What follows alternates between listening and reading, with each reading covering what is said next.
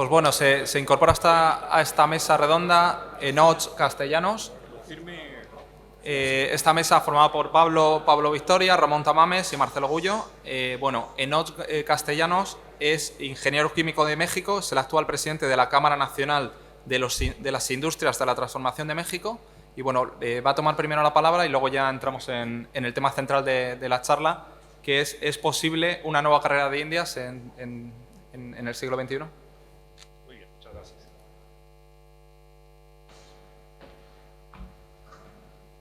Buenas tardes a todos. Primero quiero agradecer a quienes me han invitado, a Héroes de Cavite, a Pablo, a Frank, y es un honor compartir la mesa con las personalidades que estamos, con don Ramón Tamames, con Pablo Victoria y con Marcelo Gullo.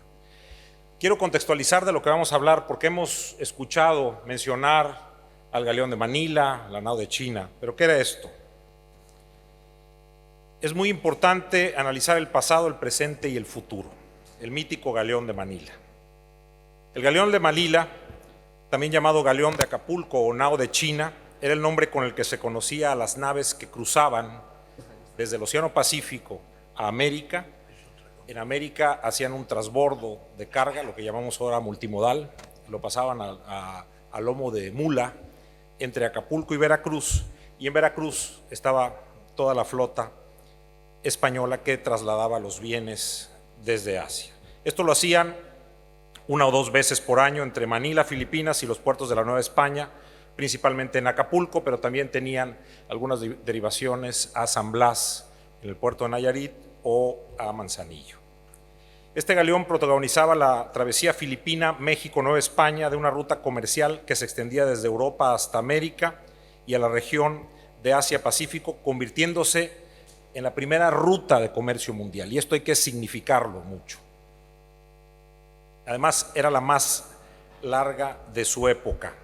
Totalizaba alrededor de 15,000 millas náuticas, conectando Sevilla con Veracruz en el tramo atlántico, Veracruz y Acapulco, como lo he mencionado, por tierra, a través de la Ciudad de México, y finalmente atravesaba todo el Pacífico hasta llegar a Manila. La línea del Pacífico duró hasta 1815. Recordemos que en 1810 México inicia su proceso de independencia, que concluye en 1821 y operó desde 1566 hasta 1790. El galeón de Manila fue en realidad una nave de 500 a 1500 toneladas y alguna vez fueron dos. Había certeza de cuándo salían, pero no de cuándo llegaban. ¿Qué pasa hoy en día? Hoy en día tenemos una oportunidad también histórica, que es la crisis de los contenedores. En septiembre de 2020, mover un flete de China a Estados Unidos costaba $4,469. Un año después, esto se elevó a $20,615. En un año se han incrementado los precios exponencialmente. Detrás del valor de los fletes marítimos está lo que ha dado por llamarse la crisis de los contenedores, es decir, una insólita escasez del espacio disponible en los barcos. Esto se debe principalmente a la pandemia de COVID-19, que causó escasez del espacio disponible para transportar productos de Asia a Occidente. La consecuencia directa es que esta escasez ha traído aumentos en los precios del acero y en diferentes commodities y productos intermedios o de consumo que se transportan desde Asia. Vimos recientemente en las noticias, la semana pasada, que en el puerto de Long Beach, en California, en Estados Unidos, había 20 buques atracados sin poder descargar. Imagínense lo que esto significa en costos, en millones de dólares. ¿Cuál es una de las propuestas? Evidentemente está Panamá, pero Panamá con un detalle logístico. En el hemisferio norte se encuentra China y se encuentra Europa, y tiene que bajar varias miles de millas náuticas para volver a subir cruzando. Hay opciones que nos remontan justamente a la época de Cortés. Cortés es el primero que busca un paso entre los dos océanos en lo que era la Nueva España, ahora México, a través del Istmo de Tehuantepec, tratando de unir los puertos de Coatzacoalcos y de Salina Cruz, y traza él una ruta. Se ha dado por destacar este proyecto que es, bueno, tiene 4 siglos, pero que está nuevamente en la idea retomar una variante como alternativa a este congestionamiento que yo he mencionado en Estados Unidos, en la parte de California al norte del Pacífico. Y es justamente bajarlos, ya sea usar esta vía del corredor interoceánico o corredor transísmico, o bien irse hasta Panamá, o bien hacer un corredor más al norte de México, quizás entrando por el puerto de Mazatlán en el estado de Sinaloa. Con esto quiero plantear al panel la siguiente pregunta. ¿Es posible una nueva ruta tipo el Galeón de Manila entre los países de la Hispanidad? ¿Sí o no y por qué? Es la primera pregunta que me gustaría hacerle a nuestro panel. Muchísimas gracias.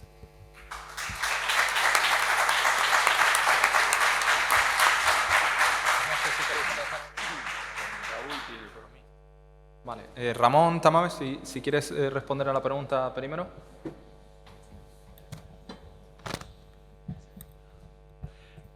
Sí, muy interesante lo que hemos escuchado. Es uno de los temas de la presencia española que ahora en gran parte se arroga a México, como es natural, en el Pacífico. Y la pregunta es muy concreta. Yo creo que hoy el Pacífico, lo he dicho, es el más mercantilizado del mundo. El tráfico del Pacífico desde el año 90 y tantos es superior al tráfico del Atlántico. Y el tráfico de contenedores es brutal. Ha habido que ensanchar los puertos norteamericanos y canadienses del Pacífico para que cupieran los contenedores, los barcos de contenedores. E incluso las nuevas esclusas del Canal de Panamá, que yo visité el año 16 cuando se abrieron, pues también se hicieron por el tráfico inmenso que hay para facilitar el acceso a la costa este de los Estados Unidos, donde también han tenido que ensanchar los puertos. Yo creo que el mundo naviero hoy es muy complicado. Hay una empresa danesa, Maersk, que tiene un predominio absoluto en ese tráfico. Y también hay empresas ya chinas, norteamericanas, desde luego, etcétera. Si se quiere establecer una línea que tenga alguna connotación de España, Filipinas y México, tendría que asociarse con un proyecto mercantil, comercial. Mantener otra cosa es imposible económicamente. Y ahora los fletes están muy altos. Es impresionante un contenedor que hace 8 meses se iba desde China a la costa oeste de Estados Unidos, $2.000, ahora está en 12.000. ¿Por qué? Pues porque después del desconfinamiento, etcétera, ha habido un resurgir del tráfico marítimo impresionante. O sea que el que quiera que se recuerde de alguna manera al Galeón de Manila o Nao de la China, tiene que asociarse con un proyecto mercantil importante. Y España en estos momentos, los navieros no están a esos niveles que yo sepa, no están. Y habría que entrar por ejemplo, a plantearle a Maersk que hiciera un par de barcos dedicados a recordar aquello. Sería bueno. Eso sí que es posible y bonito. Gracias. Sí, Pablo, yo te quería preguntar, ¿qué puede hacer España para propiciar esta nueva carrera de Indias? ¿Qué está en manos de España? Bueno, yo creo que inclusive voy a decir algo que sonará bastante inverosímil quizás, pero es que si nosotros uniéramos todos los productos internos brutos de América con España, por ejemplo, o sin España, pero por lo menos en América, el Producto Interno Bruto de América sumado es mayor que el Producto Interno Bruto de los Estados Unidos. Y el mundo obedece a parámetros y consideraciones económicas principalmente. Si nosotros soñáramos con unir a América comercial, económica y quizás políticamente, podríamos hablar fuerte e inclusive inducir conjuntamente, por ejemplo, con los Estados Unidos, a llevar a cabo, realizar esa canalización de la que tú hablas. Pero solamente desde el punto de vista de la fuerza económica, porque los países obedecen a eso. Y si nosotros uniéramos nuestras economías, inclusive si concitáramos una moneda común en América, una moneda fuerte, que mandara la parada, por decirlo de alguna manera, creo que nos obedecerían y el proyecto comenzaría a ser viable, factible y probable. Entonces yo, en esa carrera de Indias, propondría como elemento fundamental, principal, la Unión Americana para lograrlo. Porque sin eso nos verán débiles, nos verán pobres, nos verán desunidos, y eso no interesa a las potencias y sobre todo a la potencia norteamericana. De manera pues que esa sería mi primera propuesta, la carrera de Indias bajo la Unión Americana. Sí. Bueno, estamos viviendo un momento en el cual en América se están derribando estatuas, se está revisando la historia de España, el legado español, y no es el contexto más favorable para esto. Yo le quería preguntar a Marcelo cómo se puede cambiar este contexto político, este clima de opinión tan poco favorable para este tipo de proyectos conjuntos entre países.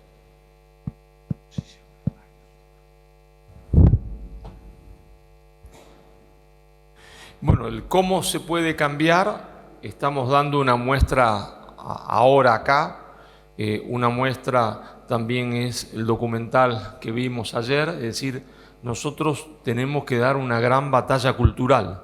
Este clima no se gana sin una batalla cultural.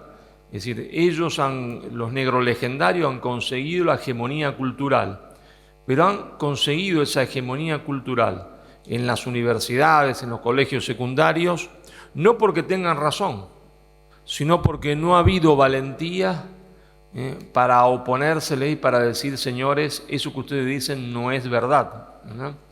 Se ha pecado, ¿verdad?, mucho por omisión, porque teniendo nosotros todos los argumentos para un gran debate, hemos tenido mucha cobardía para poder enfrentar esa ola negro legendaria que hoy es prácticamente hegemónica en toda Hispanoamérica. Entonces, ¿cómo se hace? Se hace con el apoyo del Estado o sin el apoyo del Estado. Se hace como han hecho los miembros de esta asociación, con mucho esfuerzo, con mucho sacrificio, montaron esto y nosotros estamos ahora acá, ¿no? Bueno, esto es lo que hay que repetir en cuanta ciudad pueda repetirse, ¿eh? En cuanta ciudad de Hispanoamérica pueda repetirse, en cuanta ciudad de España pueda repetirse. No se gana nunca una batalla cultural llorando, ¿no? Diciendo, uy, qué mal que nos va, qué mal que estamos, pobrecitos de nosotros. Bueno, ¿y tú qué haces? ¿No? Te quedas llorando en tu casa, ¿verdad? Y cuando eres profesor de historia, te pones delante del curso y le dicen a tus alumnos que le han mentido, o te callas la boca porque tienes miedo que te echen, o que tus otros colegas te sancionen moralmente y te excluyan como un paria. ¿Qué haces?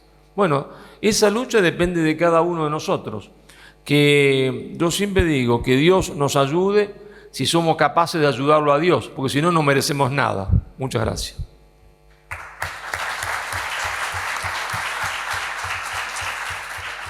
Bueno, le quería preguntar a Enoch si al final la impresión que tenemos desde España es que cada vez tenemos menos peso económico, menos peso cultural, menos peso político en América. ¿Cómo lo ve él? Si él también tiene esa sensación. ¿Cuál es el papel de España? ¿Cuál es la presencia de España en México? Tú que conoces esa perspectiva. Bueno, hay grandes inversiones españolas en México. Ahora mismo dos de los más importantes bancos que tienen capital y créditos en México son BBVA y Santander. También tenemos empresas que han hecho grandes construcciones, Duro Felguera, FCC, que ahora FCC ha sido adquirido también por Carlos Slim. Y en España hay inversiones fuertes de Bimbo, de Cemex y de otras compañías. Creo que justamente, retomando el comentario de don Ramón Tamames, esto tiene que verse desde el punto de vista económico. Si fue un éxito este proceso histórico que ya hemos desentrañado entre quienes hemos hecho uso de la voz, es justamente porque había economía. Aquí no se ha mencionado, pero un tercio de la plata y de los reales circulaban en China justamente por el valor que tenía esa moneda y porque había un proceso económico en este intercambio comercial entre China y Europa. Bueno, tenemos que volver, sí hay espacios, yo creo, y lo he comentado con Frank, la gran idea de tener una unión de países hispanoparlantes o incluso llevarlo a un tema de Iberoamérica, si queremos incorporar posteriormente a Portugal y a Brasil, tendría que nacer con acciones de la sociedad civil como la que estamos haciendo hoy en día. Primero discutir, debatir, comprometerse con las ideas, como lo ha dicho Marcelo Gullo, y quizás empezar a formar desde mi trinchera algunos convenios entre cámaras de comercio y cámaras de industria de Latinoamérica y España, para tener como los rotarios intercambios de estudiantes, posteriormente tener visas de negocios. Evidentemente habrá un momento en que tendremos que involucrar a los gobiernos, pero empezar en pequeño para luego llegar a un sueño de tener una Unión Americana como la tuvimos en Europa algún tiempo con la Unión Europea. Poco a poco, que nos permita el libre tránsito, que nos permita el libre comercio. Sé que es complicado, sé que las ideologías de América Latina están encontradas hoy en día, pero eso no va a ser para siempre. Y habrá espacios para que los empresarios y la sociedad civil hagamos la tarea y los gobiernos vendrán detrás. Iba a preguntarle a Ramón, bueno, antes ha comentado que el Pacífico es un océano que está muy trillado, has usado ese término. ¿Qué pasa con el Pacífico? ¿Qué puede hacer España allí para aumentar su presencia, su peso, para sacar provecho de todo este proyecto?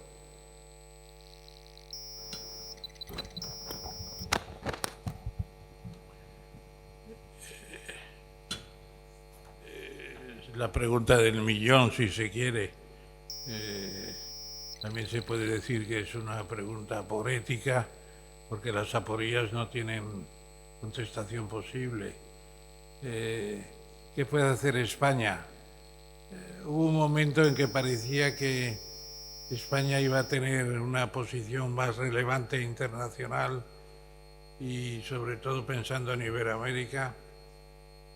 Y fue en los años 90, la Expo de Sevilla fue un punto culminante, no cabe duda, y las cumbres iberoamericanas que empezaron entonces llegaron a compararse con un intento de hacer la Commonwealth a la española. Pero yo creo que ese proceso ha entrado en un cierto declive. No hay que ser tan digamos, tan pensarosos en la grandeza sin base suficiente, hay que ver la base. Y hoy tenemos menos base comparativa que en los años 90. ¿Por qué? Pues porque la Unión Europea ha seguido progresando, a pesar de tanto que se critica, es un proyecto con un éxito formidable, y más que va a tener ahora sin los británicos, que son el perro del hortelano, que ni come ni deja comer. Yo siempre decía, si se marchan, es como si cayera una breva, una buena breva. Y se han ido afortunadamente, y yo creo que Europa va a progresar mucho más. En la defensa, en la política exterior, en la política cultural, laboral, en todo lo que se oponía a Inglaterra. Y luego está China, China que ha penetrado en los países hispanoamericanos de una manera total. Claro. Es cierto que China va perdiendo el enorme potencial, pero muy pausadamente, y además no es una tendencia definida, yo creo, porque tecnológicamente están avanzando mucho. ¿Qué puede hacer España? Pues tener mejores gobiernos.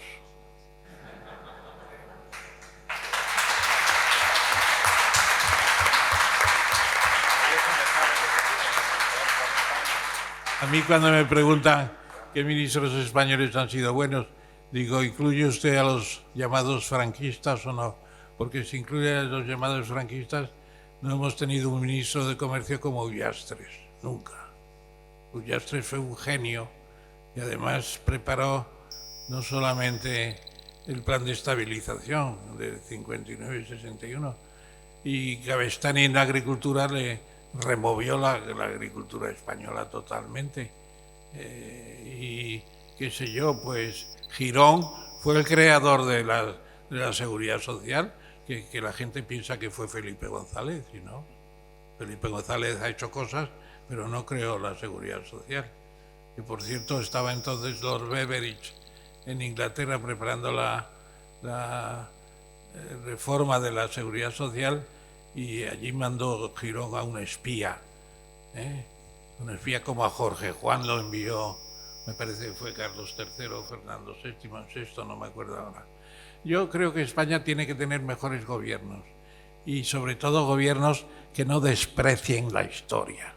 Lo de ahora es inaudito, que hayan firmado un acuerdo, no sé qué, reunidos en México con la independencia, todos con los más altos representantes, y nuestra embajadora estaba allí porque estaba de oficio ese día.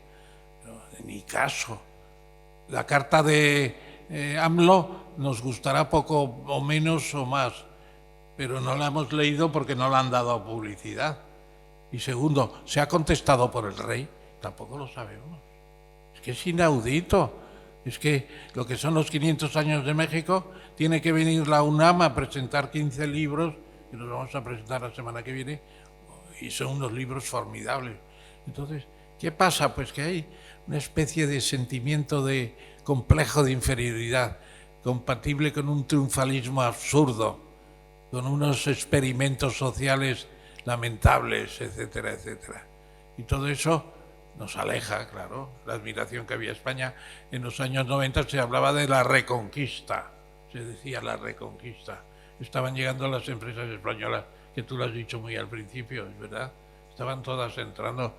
Ahora en proporciones mucho menos importante, porque claro, el mundo crece. Yo creo tener mejores gobiernos, hacer más caso de los historiadores y recordar que este país, España, pues hizo la primera globalización, como habéis dicho esta mañana todos. Muchas gracias.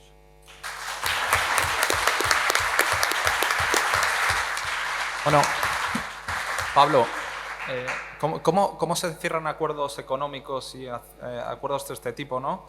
Con países que están exigiéndote peticiones de perdón de hace 500 años? ¿Cómo se gestiona eso?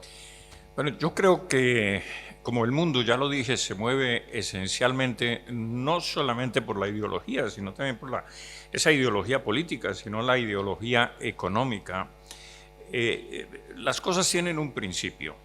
Y yo diría que una unión comercial, como inicialmente se hizo en Europa, que era esencialmente una unión comercial, pero detrás de esa unión comercial, primero tienen los economistas y la gente, pues, y los gobiernos, por supuesto, pero sobre todo en las facultades de economía, tienen que aprender lo que decimos desde cierto espectro de las ciencias económicas, y es que hay que comprender la ley de la ventaja comparativa. Eso es lo principal. ¿Y qué significa comprender la ley de la ventaja comparativa?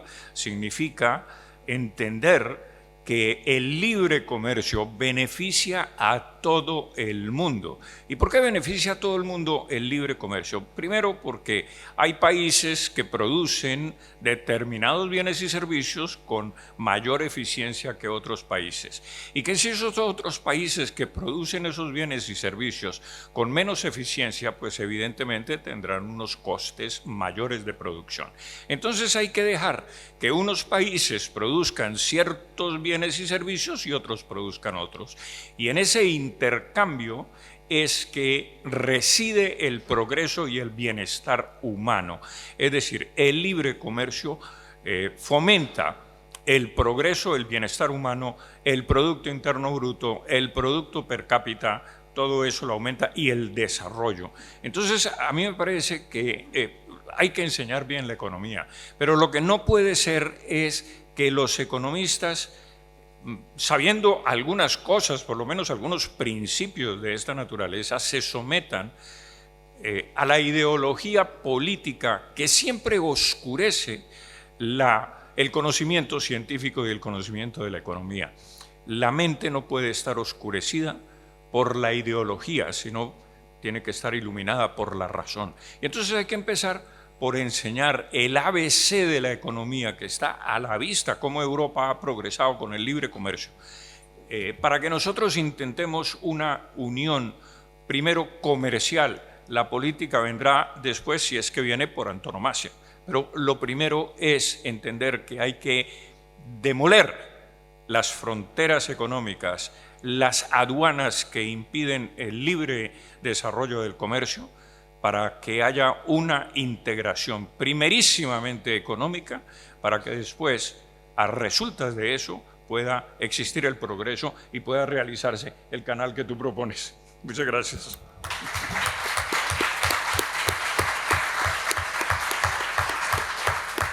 Le he pedido a César como moderador que me diera medio minuto para decir que Pablo ha redescubierto las tesis de David Ricardo y la teoría de los costes comparativos, que es la que vale. Incluso China, cuando estaba gobernando Mao, no iba a ninguna parte, pero cuando con la globalización adopta la tesis de los costes comparativos y se dedica a fabricar en lo que él tiene que fabricar, pues resulta que el progreso de China es indefinido y total. Así que enhorabuena, Pablo.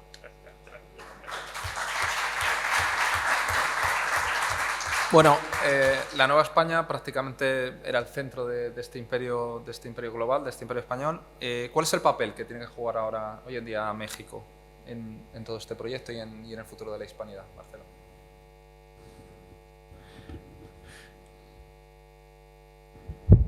No es para causar polémica con mi gran maestro y profesor de la Escuela Diplomática de Madrid, ni con mi amigo Pablo Victoria.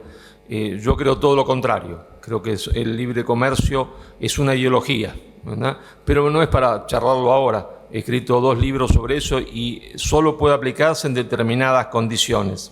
Pero respondiendo a nuestro amigo sobre el papel de la Nueva España.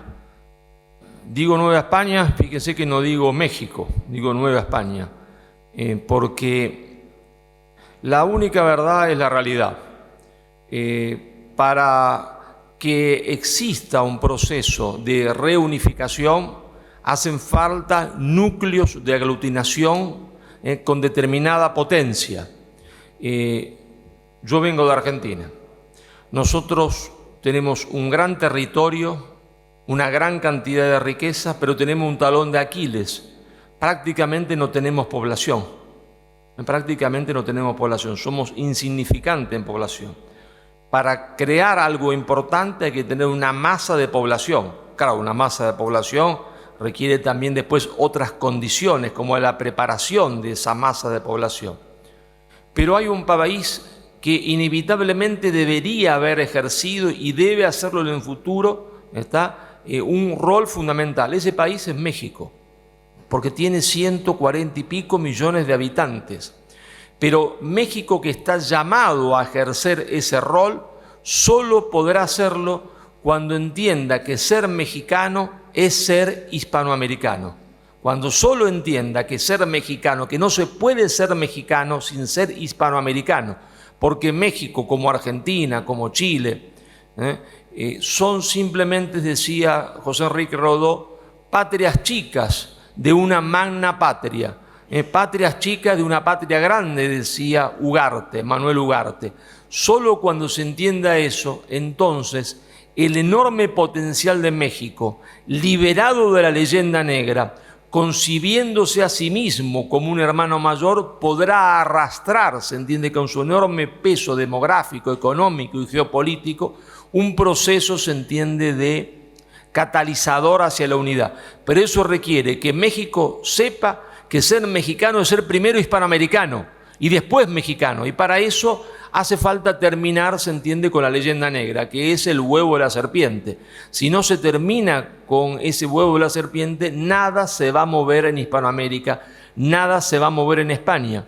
Mi maestro, que tiene un profundo realismo, decía, claro, ya el poder de España no es el de antes, y no hay ningún problema que no sea el de antes, porque nosotros concebimos la hispanidad como una gran familia, ¿no? Y en esa gran familia están los nietos menores, que todavía no tienen fuerza, están los nietos mayores que ya están dispuestos a comerse el mundo, y el abuelo y la abuela que dieron todo, que ya no tienen la misma fuerza que antes, pero son parte de la misma familia, somos todos parte de una misma familia, hacia una misma dirección.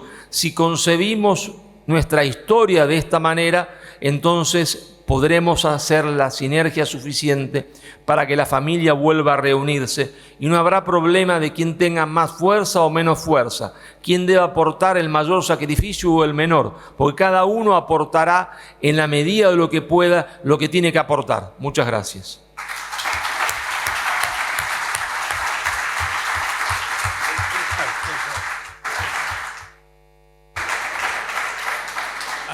A mí me ha parecido muy interesante, como todo lo que he oído hoy de Marcelo, pero también quiero recordarle, y lo tienes en la presencia seguro, lo que pasa es que no se puede decir todo a la vez, que los casos de Pereira, Vasconcelos, José Luis Martínez, con su libro Hernán Cortés, impresionante, Miralles, con otra biografía que tiene, el mismo Krause, ahora en estos momentos, todos estos mexicanos ilustres, como no los ha habido en otros lugares, bueno, han preconizado esa rehispanización mexicana. ¿Y qué pasa? Pues entre el franquismo, que duró mucho, Lázaro Cárdenas, que estuvo con la República hasta el final, los mexicanos que estuvieron con la República, y luego el indigenismo, empezando por la señora de AMLO, que por lo visto es una gran indigenista, etcétera. Todo eso ha envenenado, me parece que ha sustituido, me parece que se hablaba, no sé, me parece que eras tú u otro, la canción del amor por la del odio. Es terrible, escuchar eso es terrible, y es verdad. Y no quieren discutir, ni quieren hablar, ni quieren negociar, ¿no? Nada, absolutamente. Cortés es invisible. Dice Krause, no hemos tirado ninguna estatua de Cortés porque no hay ninguna. Solo hay un busto en el Hospital de Jesús, donde están los huesos del conquistador y del padre de la nacionalidad mexicana, como dice Vasconcelos. En fin, me parece muy bien que nosotros aspiremos, y lo he dicho aquí a los amigos, que esto tiene que tener una continuidad pronto, de una buena conversación a fondo. Tenemos un papel importante, pero muy recrecido, muy grande. Tenemos los medios. Hay que convencer a quienes, porque también hay que convencer aquí a la ministra anterior de Asuntos Exteriores, con perdón y nada personal, que ha hecho para los temas de México y España, que se hizo en la circunnavegación. Ni siquiera se llegó a un acuerdo con Portugal para celebrar eso mundialmente. Pero si es que estamos en la más de las miserias de pensamiento y de proyección política, pues precisamente entonces el enemigo está cerca. Yo no voy a convertir esto en un mitin electoral porque no me voy a presentar por Cartagena. Pero casi. Gracias.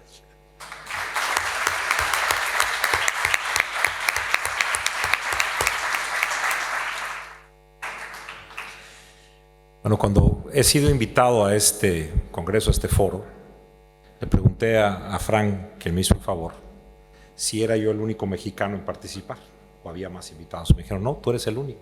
Dije, México no puede estar ausente de este debate. Y eso, ¡viva México!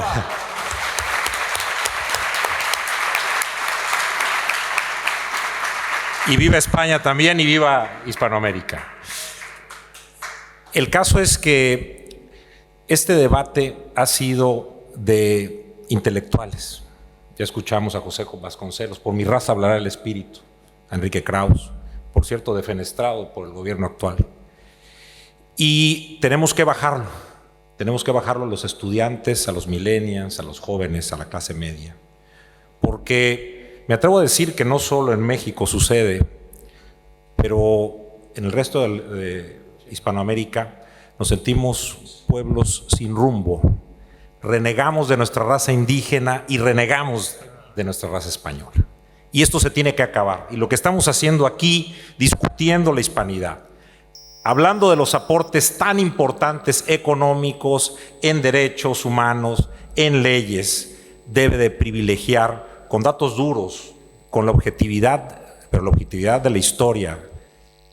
Me gustó mucho la metáfora de la pareja de novios que fueron golpeados, porque efectivamente nos hemos creído esta historia y para cualquier mexicano común, como quizás para cualquier hispanoamericano, excepto en aquellos países en donde hay más población indígena, como Bolivia o Perú, el que a alguien le digan indio es despectivo.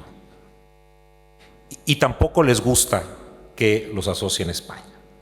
Tenemos que resignificar y querer a nuestra madre y querer a nuestro padre y saber que nació una raza nueva, pero que no puede olvidar su ADN y que debe de tomar lo mejor de los dos. Porque si bien es cierto, y aquí se ha platicado, que había pueblos indígenas y todos tenían rasgos de barbarismos, había también grandes civilizaciones que florecieron en el Perú y que florecieron en Yucatán y que florecieron en Tenochtitlan y que dieron aportes culturales como en las matemáticas, en la astronomía, en la arbolaria, en grandes obras hidráulicas. No se entiende cómo se maravillaron los españoles que iban al mando de Cortés, que por cierto yo coincido en que ha sido no solo un genio militar, un político y un líder que se atrevió a quemar sus naves frente a su ejército, que eran gente que podían pelear o amotinarse, para decirles ya no hay punto de retorno. Claro que sí lo había, porque luego construyó más naves y regresó a España, pero ya no había punto de retorno en ese momento. Por cierto, hablando de genios militares, cuando Estados Unidos quiere invadir, que es cuando se pierde casi la mitad del territorio, a México lo hace por el norte, pero quedan atascados a San Luis Potosí. Y luego los militares americanos dijeron, vamos a hacer la ruta de Cortés. Y regresan por mar, entran por Veracruz y entran justamente por esa ruta del genio militar.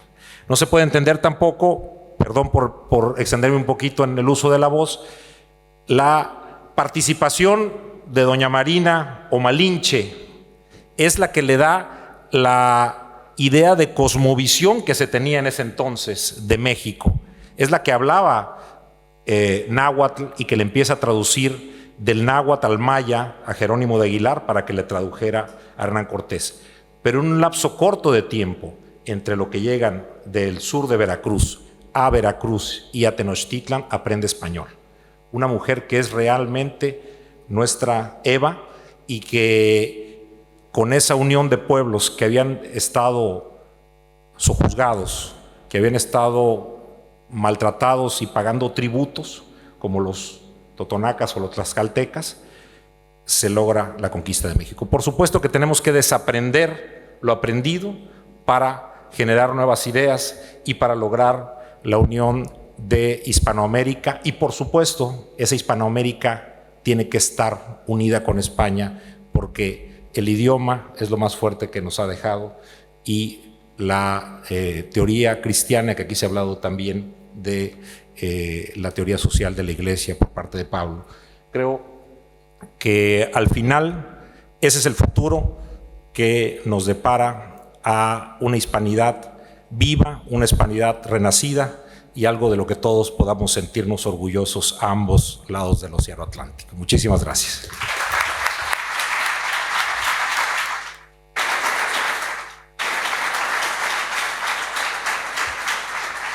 Bueno, yo, por último, quisiera sobre este tema inclusive hacerle una propuesta a los españoles. Y es que, fíjense ustedes, la historia nos enseña a nosotros, si la observamos cuidadosamente y la estudiamos, algunas lecciones de vida de la misma teoría económica y de la misma teoría política. Y es que cuando España se debilita, cuando España es invadida por Napoleón, cuando España está sumida en una guerra de independencia aquí contra un invasor extranjero, y por supuesto sus instituciones están debilitadas, su economía está debilitada. ¿Qué sucede en América? Es como si una fuerza centrífuga comenzara a disparar estos países hacia afuera, del lado de España hacia afuera, del seno de España hacia el exterior. En cambio, cuando España era muy fuerte, cuando España era el primer imperio del mundo con 20 millones de kilómetros cuadrados, que ni Roma los tuvo, que tenía 8 millones de kilómetros cuadrados, en un imperio que abarcaba el globo con unas fuerzas militares importantes y con una economía importante que le da el renacimiento a Europa. América estaba con España y entonces no había tanta leyenda negra. Es decir, señores, la economía manda, el poder manda, fortalece los vínculos, inclusive la ideología casi que le abre paso a esos factores económicos, porque ahora cambiarle el cerebro a millones y millones de personas que han estudiado bajo la leyenda negra y bajo todas las infamias que se han tejido contra España, pues es una tarea de titanes muy difícil. Entonces la propuesta es la siguiente: fortalezcamos España, fortalezcamos su economía, mejoremos este gobierno, los gobiernos futuros, para fortalecer la economía española, y entonces comenzamos a gravitar centrípetamente y no centrífugamente hacia una unión con España para fortalecer los lazos hispánicos. Esa es la propuesta: fortalezcamos España.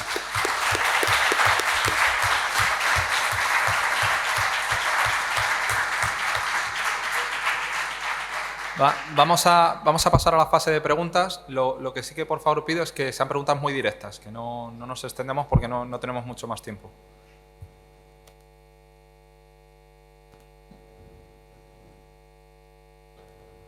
¿Ahora? ¿Hola? Ah, vale. Voy a hacer yo la primera. Levanté la mano antes. ¿Suena? ¿Sí? ¿Hola? ¿Estoy con el móvil? ¿Se me escucha? ¿Se me escucha? Bueno, enhorabuena a todos los ponentes, por supuesto. Y a mí, escuchando al ponente mexicano, se me ocurría lo siguiente, una cuestión práctica, ¿no? Para reforzar esos lazos comerciales en el Pacífico entre Filipinas y México, ¿no sería algo interesante que la Alianza del Pacífico estableciera acuerdos comerciales con Filipinas y que de alguna manera Filipinas fuese incluida en la Alianza del Pacífico como socio o como miembro observador? Eso es todo. ¿Quieres contestar? Vamos a... Sí, por supuesto que un acercamiento con Filipinas sería un acercamiento, digamos, natural en razón de cultura. Si vemos los apellidos de los filipinos, casi todos tienen origen español. y el país tiene que retomar una labor comercial que ha sido sustituida por los tigres del sureste de Asia. Pero yo creo que hay que romper paradigmas. Hoy por hoy, ¿saben ustedes cuál es la nación más alejada de China? La que se hace más tiempo, ya sea por barco o por vía aérea, es Chile. Y Chile es el país que tiene de América Latina un tratado de libre comercio con China. Claro, vendiendo commodities, cobre y algunos otros productos y comprándoles productos terminados. Yo creo que la opción de Filipinas sería posible, pero debiéramos integrarnos primero para que esas materias primas que se producen, para el gran potencial de cárnico que tiene Argentina, incluso Brasil, pueda transformarse en nuestros propios países y de ahí venderlos ya transformados. Pero sin duda Filipina tiene que ser invitado a este nuevo enfoque de hispanidad que aquí hemos planteado.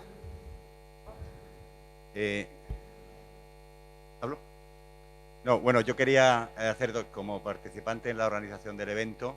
Efectivamente, nosotros teníamos claro desde el principio, recogiendo las palabras de Pablo Victoria, que aquí había que empezar, pero vamos a empezar como sociedad civil. Es decir, lo hemos organizado como sociedad civil, el apoyo que hemos tenido de la Administración agradecemos mucho, pero teníamos el convencimiento de realizarlo y acercarnos también entre empresarios, que vamos a tener una reunión luego, y estará muy bien quien se quiera sumar después del sector público, pero si esperamos que nuestros gobiernos, tanto allá como acá, decidan, tengan esta visión, vamos a intentar atraer negocios y cultura y vendrá todo lo demás.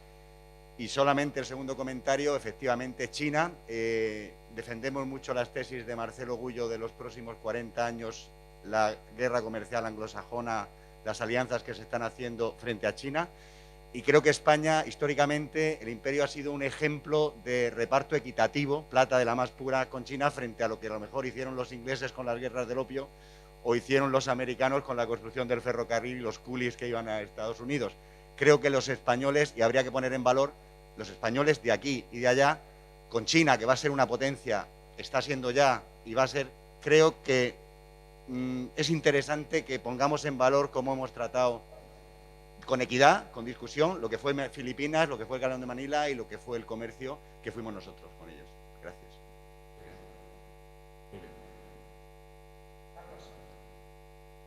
Hola. Yo quería hacer una pregunta al maestro Ramón Tamames y darle la enhorabuena tanto a Héroes de Cavite como a todos los contertulios que han venido. Maestro, yo quería preguntarle respecto a la división que tiene España tan claramente y lo que está ocurriendo, la imagen que estamos dando en el exterior con nacionalismo, patriotismo en estos últimos tiempos. Parece que estamos perdiendo tiempo y una oportunidad para ese hermanamiento con los países hispanoparlantes. Desde su punto de vista, quería preguntarle si se le ocurre algunas medidas a corto, medio o largo plazo que podrían establecerse para no crear más distanciamiento mientras intereses como en México, AMLO o tantos países ahora, Perú, con el nuevo presidente, están tratando pues, de continuar con esa división. Si desde su punto de vista a nivel político, social, se le ocurre qué podríamos hacer para ir solucionando y ganar un poquito de tiempo en ese aspecto y no perdernos más en el camino. Gracias.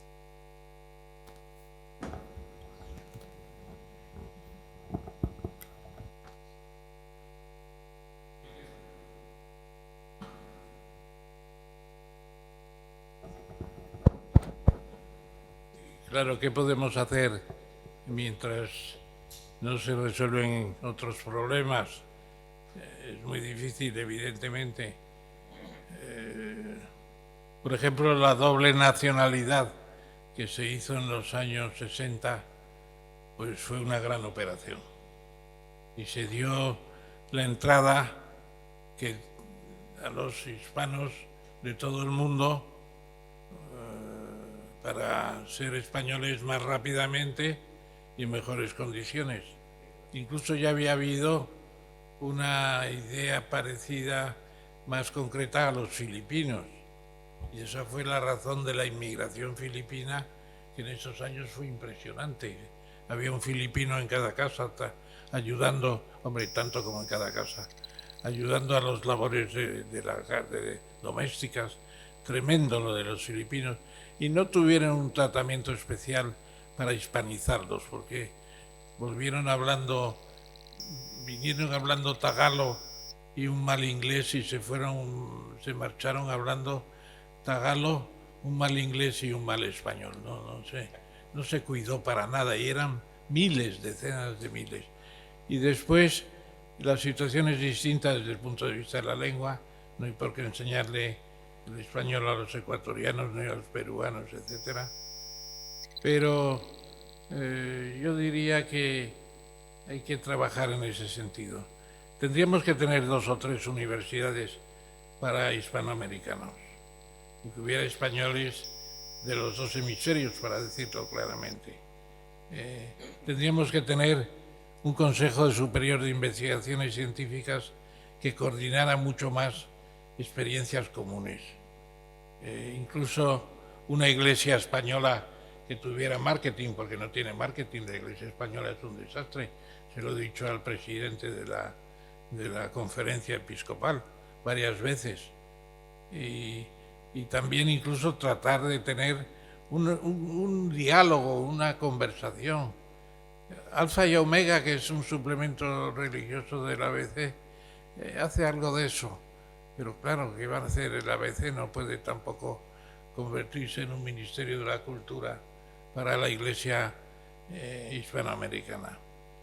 ¿Y qué más cosas? Pues muchas más. No tenemos el Instituto Cervantes para los países hispanohablantes, pero tendría que haber más presencia cultural. Colegios españoles como por ejemplo el de Bogotá, que está muy cotizado porque es muy bueno, y podríamos tener uno en cada uno, como tiene Francia con los liceos en todo el mundo prácticamente. Y el Instituto Cervantes tendría que tener más difusión. Yo les propuse al marqués de, ¿cómo se llamaba? Tamarón, que era más alto que Pau Gasol, ¿no? Bueno, pues a Tamarón le propuse que hiciera las franquicias. Y no las hizo él, las hizo una escuela de idiomas que luego quebró porque lo hizo muy mal. Pero tener que hacer los institutos Cervantes, ya me refiero a un área no hispanohablante, con funcionarios de registro, etcétera, con todos los privilegios de los funcionarios, es imposible hacer una difusión buena. Yo creo que hay mucho lado cultural, juvenil, y luego probablemente, qué sé yo, los premios que se dan en España tendrían que tener una vertiente también para allá. Aquí la Fundación Príncipe de Asturias yo creo que es un desastre, porque busca a aquellos que vayan a hacer el premio Nobel para decir sí, es la antesala del Nobel, es lo más importante del Príncipe de Asturias, y nos encontramos con unos nombramientos verdaderamente chocantes. Bueno, no quiero ocupar más tiempo porque se aproxima la hora del condumio. Gracias. Yo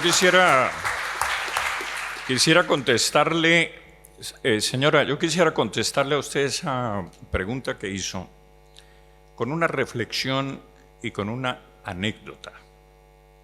Y es que en alguna oportunidad, recién llegado a España, un libro que publiqué aquí, hice una dedicatoria a España en el sentido de que a mí y a mis hijos nos había devuelto la nacionalidad perdida.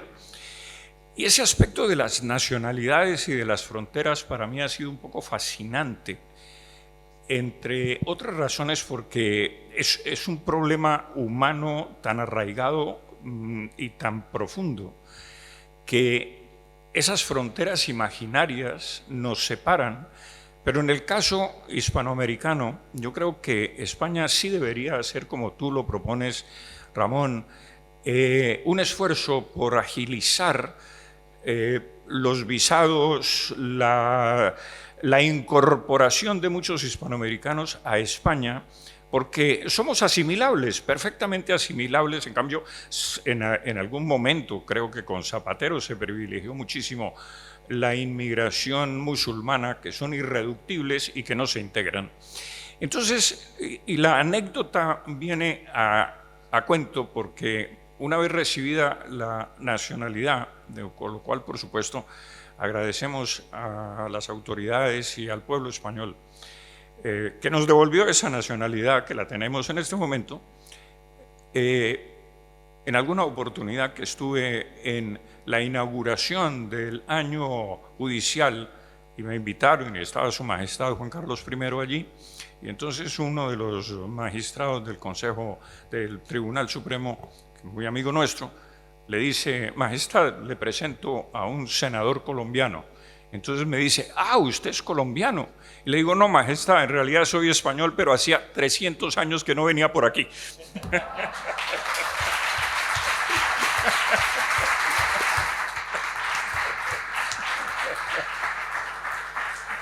Vamos a pasar a la última pregunta. Esta pregunta va dirigida a Enoch Castellanos. Buenas tardes. Bueno, pues las dos últimas. Ya está. Bueno, esta pregunta va dirigida al señor Castellanos, como mexicano que es. Estudiando la historia de América, o del imperio, entre comillas, español, resulta que yo creo que el centro de gravedad de ese imperio estaba en Nueva España, porque era de donde salía la plata, la mayor parte de la cual se quedaba allí, es decir, el dinero, donde está el poder, estaba en Nueva España. Entonces hay dos cosas que me resultan sorprendentes. Primero, ¿por qué hay ese predominio en las autoridades mexicanas por la leyenda negra? Y segundo, ¿por qué no es México el que lidera precisamente la reivindicación de esa historia común? Muchas gracias.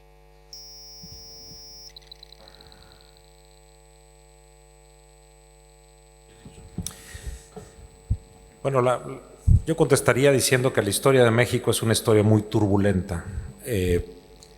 Justamente después de que dejamos al Imperio Español, fuimos asediados por las potencias justamente rivales de los españoles. Hay intervención francesa, dos intervenciones americanas, que nosotros, los americanos, bueno, finalmente son los hijos de los ingleses, que siempre vieron con un enfoque de expandirse territorialmente, y era su primera opción natural. Le compraron Florida a España, le compraron a Francia la parte de Luisiana, hicieron un movimiento independentista en Texas y aprovecharon la más mínima opción o pretexto para invadir México y quedarse con el resto. Eso ha traído mucha problemática en cómo se asume, porque finalmente fue muy traumático. Y la manera de reafirmar esa mexicanidad es tratarse de separar digamos, de esta hispanidad. Pero como he mencionado aquí, también se reniega de la raíz indígena. En México todavía hay clasismo y racismo en función del color de la piel. Hay que aceptarlo. Bueno, en mi propia familia, mi padre es de tez morena y mi madre es de tez blanca, y somos 5 hermanos, 3 morenos y 2 blancos. Y nos queremos mucho y no tenemos ningún problema, pero en muchas partes de México sí. Creo que sí, México, como ya se ha mencionado antes, está destinado a tener un rol protagónico. Tenemos que dar este debate, por lo cual yo aquí quiero poner a su consideración y de los héroes de Cavite el que el próximo Congreso de Hispanidad sea en Veracruz, México, que más o menos por esta fecha, si ustedes lo tienen a bien, podamos desarrollar eventos como estos y que ojalá nos acompañen los invitados que tenemos para seguir dialogando y seguir con este esfuerzo de lo que ustedes han hecho, porque necesitamos generar un gran debate al que también nos ha ayudado Marcelo Ullo con su libro. Qué bueno que se esté mencionando por parte del presidente de la República en México, qué bueno que estemos generando una revolución de las conciencias para retomar el valor que tiene España para todos nuestros países. Pero justamente yo creo que es la historia turbulenta que ha tenido México, que ha buscado de dónde asirse, pero la única manera para asirse a un futuro que nos beneficie a todos es aceptando que recibimos cosas muy buenas de ambas partes y que por supuesto tenemos que estar ligados con quienes son semejantes a nosotros, que es el resto de Hispanoamérica y por supuesto España.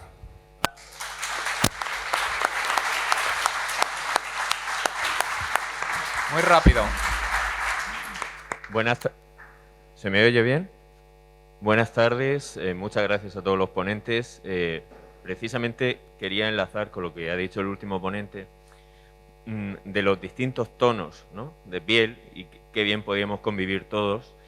Yo estoy también con el otro ponente de acento colombiano, que decía que lo primero es la economía, y estoy totalmente de acuerdo, pero sin duda la cultura creo que es el alma, ¿no?, el palpitar, la emoción, ¿no?, de los pueblos. Y creo que estando aquí yo estaba disfrutando de escuchar el español con acento colombiano, con acento mexicano, con acento argentino, y en ese momento es cuando he tenido una elevación en mi grado de conciencia de hispanidad. Por decir, sinceramente por decir, no estamos completos sin vosotros, igual que vosotros no estaréis completos sin nosotros. ¿Cuántas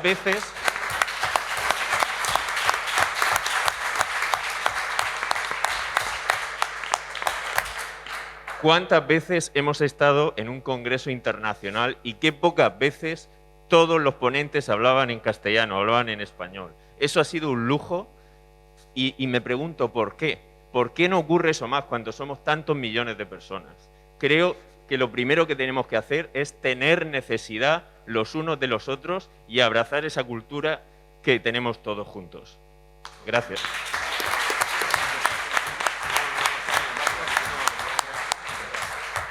Yo no voy a preguntar, simplemente quiero decir, añadir a lo que ha comentado Ramón Tamames, decir que tenemos en la Asociación Cultural Héroes de Cavite, pues tenemos preparado y solicitado el Erasmus con América, con Hispanoamérica, pero que se podía llamar un Cortés. Ahí lo dejo, pero está solicitado.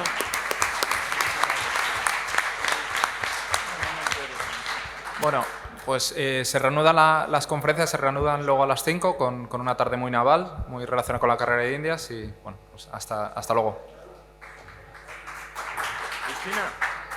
Muchas gracias por venir, por acompañarnos, agradecer una vez más a Enos, a Marcelo, a Pablo, a César, a Ramón, el haber confiado en la ciudad de Cartagena, en la Asociación Héroes de Cavite. Y bueno, nosotros como asociación civil, somos una asociación cultural, divulgación histórica e hispanista. Estamos ayudando a formar asociaciones hispanistas en América, la Dionisio Inca Yupanqui en Perú, México Hispano, Hispanos USA, también en Ecuador, en Argentina, en Centroamérica. Y bueno, vamos poco a poco y estamos dando pasos muy importantes para internacionalizar el movimiento hispanista. También estamos ayudando a enseñar español a filipinos. Eso lo estamos haciendo con voluntarios de España y de Hispanoamérica. De momento tenemos 100 alumnos filipinos aprendiendo español, pero van a ser muchos más gracias a la colaboración de la asociación Hablamos Español.